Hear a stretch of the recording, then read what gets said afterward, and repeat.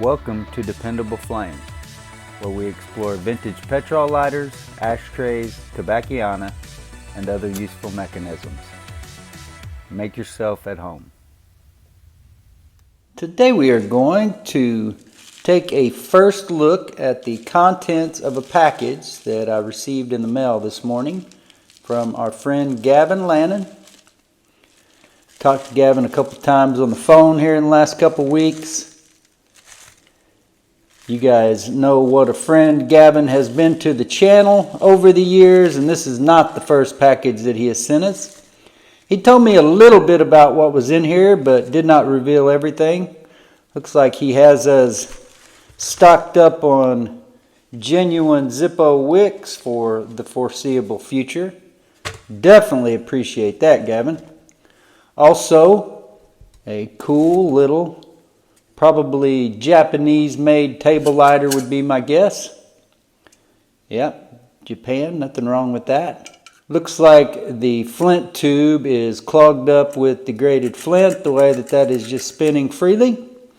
That'll be a nice little project for us to get into. And let's just start unwrapping the rest of this stuff. This looks like a Zippo box of some sort, maybe one of the metal ones. And the sleeve anyway says Jack Daniels Cameo. Had a long conversation with Gavin where we talked about the themes that each of us collect. And we did not talk about alcohol as far as collecting lighters, but I do know that the issue of alcoholism is an issue and a cause that is important to both of us. That's a really cool lighter from, looks like XI, so sometime in the 90s, early to mid 90s, I guess. Don't have all those memorized, but I think XI would have fallen, let's say XI or XX. Anyway, there is a Jack Daniels Zippo. Has been well loved and used, it appears. But still, really cool. In my drinking days, drank plenty of Jack Daniels. Jack Daniels was not my whiskey of choice, simply because I didn't have unlimited funds, so I spent a lot of time, the majority of my time, drinking Evan Williams, which is certainly a valid alternative to Jack Daniels. There is a really cool automatic super lighter. It looks like that says made in Japan. I can't see that. That is really small. May have to take a picture to actually read that. That's nice. Looks like a souvenir lighter for Puerto Rico, and right there on the back it has cockfights. Cool, cool. The next item that we will open here, we will save the one that Gavin told me the most about for last. This, I believe, is a gift set that Gavin has told me about, I don't know, well over a year now. He's been telling me about this one. It has a sticker on it that says H. Weiss Export Corporation, 170 Ludlow Street, Yonkers, New York. Ah, cool, cool. All right, Gavin, I see what you're saying now with the top hat and the cane, the gloves. Looks like a his and hers gift set in a really nice box that is lined with this silk material. On the back it says Custodian, SFC, RL Bittner, Top Hat NCO Club, Mannheim, Germany. Penguin high quality lighter number 19561, Japan. and looks pretty new. There is some contamination on the wick, and I would bet you that that was from storage and moisture that it may have occurred in storage, not actual use. But we will see, of course, as we dig into these lighters a little bit further when they get their own video.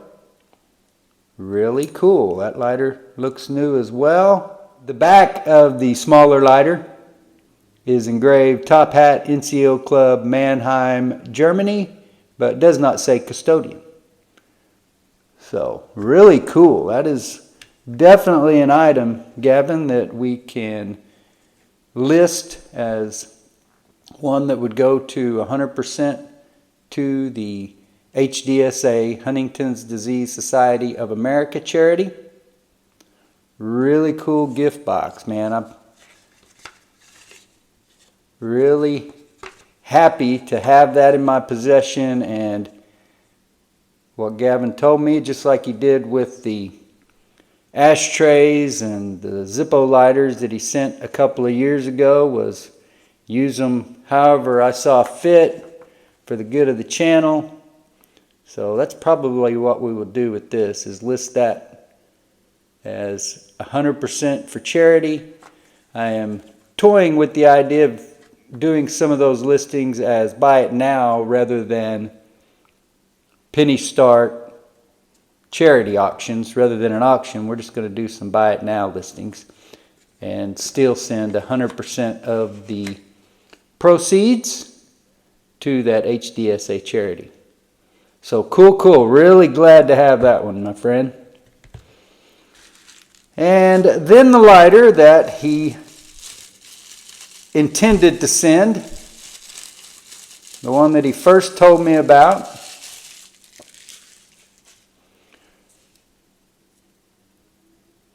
OK City, Oklahoma, no flint. Now I wonder, I should have asked Gavin whether he actually purchased this in Oklahoma City or whether this was purchased on eBay from a seller in Oklahoma City. Either way, really cool. Says Comanche Supply Company. Now I'm having a little bit of trouble with the way I have my lights set up right at the moment, really getting a view on this one. Maybe you can see here on the back it is a 1983 that looks like Gavin acquired in May of 2023, and he has graded that as a B+. Let's open the little cellophane bag and take a look at the lighter. From Gavin's grade of a B+, I can see some minor blemishes here, hairline scratches and that sort of stuff, but no major dents.